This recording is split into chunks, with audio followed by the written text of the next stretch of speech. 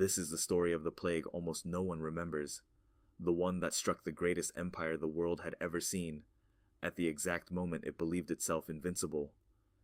It's part of a series on the disasters that nearly ended us. But you don't need to have seen the others. You only need to understand one thing. This is the empire that thought it could never fall.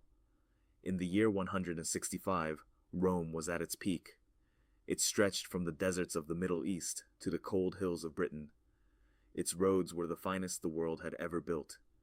Its cities were vast, connected, rich. And it was ruled by a philosopher, Marcus Aurelius, a man remembered as one of the wisest leaders in all of history. If there was ever a civilization that looked untouchable, permanent, eternal, it was Rome in that moment. The Romans had a phrase for their world: the eternal city, the empire without end. And then the legions came home from the east. They had been fighting a long war against the Parthian Empire, far out on the edge of the known world, and they won. They returned as conquerors, marching back along those magnificent Roman roads, carrying their spoils, their glory, their victory. The cities threw open their gates to welcome the heroes back, but the soldiers had brought something with them, something no one could see. Somewhere out in the east, during the siege of a distant city, in the camps, in the conquered streets, the army had picked up a disease, and they carried it home in their blood, along those same perfect roads, into the heart of every city that came out to celebrate them.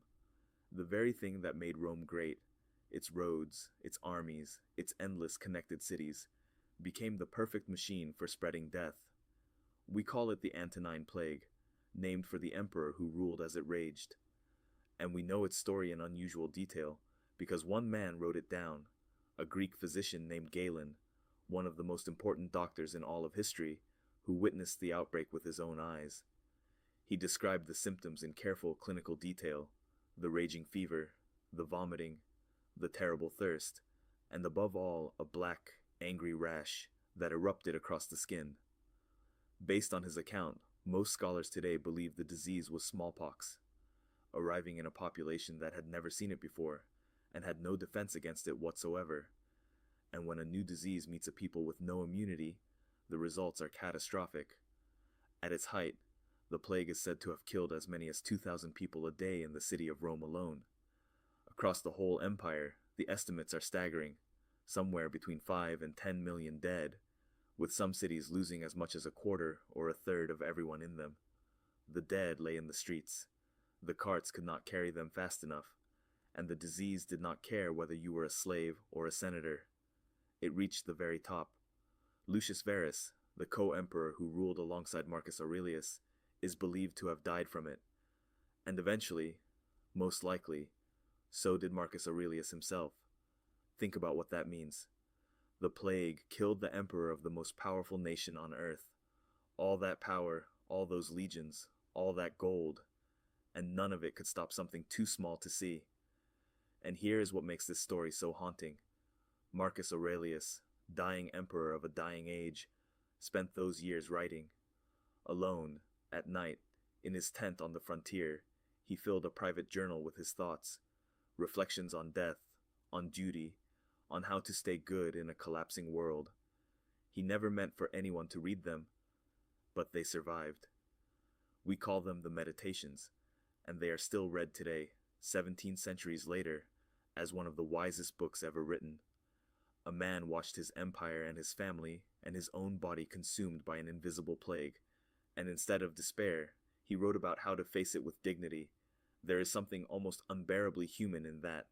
This truly happened. He truly lived it. And that, to me, is the only kind of history worth telling, the real one, where the people were as alive and as frightened as you are right now. And if you're finding these stories as strange and as gripping as I do, the best thing you can do to support this channel is simple. Just subscribe. That's it. It costs you nothing, and it tells YouTube that stories like this one, true, forgotten, human, deserve to be found by more people. Every single subscriber genuinely helps this little channel keep going. So, if you want to be here for the rest of this series, hit subscribe and stay with me. Because what the plague did next reveals something we're still trying to understand today. Because for all of Galen's brilliance, there was one thing he and every doctor in Rome got completely wrong, and it made everything worse. They believed disease traveled through bad air, a foul, invisible mist they called miasma, rising from swamps and rot and corruption.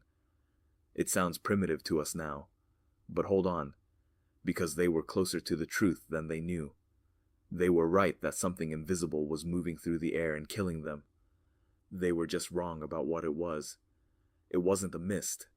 It was a living thing, smaller than anything they could imagine, passing from breath to breath, from one crowded Roman street to the next. They could feel the shape of the danger. They just had no way to see it. And because they blamed the air rather than contact, their instincts often did the opposite of help. People fled the cities in panic, and in fleeing, carried the disease with them down every road in the empire, seeding it into towns that had, until then, been untouched. The very act of running from the plague is what spread it. It's a chilling reminder that intelligence alone isn't enough. Without the right knowledge, even the smartest civilization on Earth can walk directly into its own destruction, convinced, the entire time, that it's saving itself. But the plague did more than kill. It cracked the foundations of Rome itself.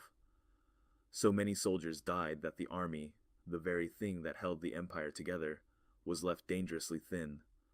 For the first time, Rome was forced to recruit slaves and gladiators just to fill the ranks. Farms emptied. Whole regions lost the people who worked the land. Tax revenue collapsed. Trade faltered. And along the weakened frontiers, the tribes beyond the border began to press inward, testing an empire that suddenly could not defend itself the way it once had. Rome survived. It did not fall. Not yet. But many historians point to this moment, this plague, as the beginning of the long, slow decline. The instant the eternal empire first learned that it was mortal. It would take centuries more for Rome to truly fall.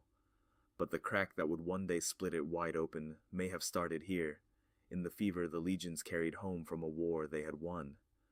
And this is the pattern you should be seeing by now, across every story in this series. The darkened sky in 536, the frozen summer of 1816, the Black Death, and now, Rome. Again and again, it is not the sword, not the army, not the enemy at the gate that brings the mightiest to their knees. It is the thing they never thought to fear, the invisible one, the one that comes quietly, carried on the very roads and ships and connections they were most proud of. Every disaster in this series had an end. The sky cleared, the plagues burned out, the survivors rebuilt. But there is one event that scientists say is not history at all, one that has happened before, that will happen again, and that our modern world, for all its brilliance, is almost completely unprepared for. It won't come from a battlefield, or a rat, or a volcano. It will come from the sky, from the sun itself. And when it does, it could switch off the modern world in a single night. That's the final chapter of this story. If you want to know what it is, and why the people who study it are genuinely afraid, it's waiting for you right now. Subscribe, and I'll see you there, because the past is far stranger and far closer than you think.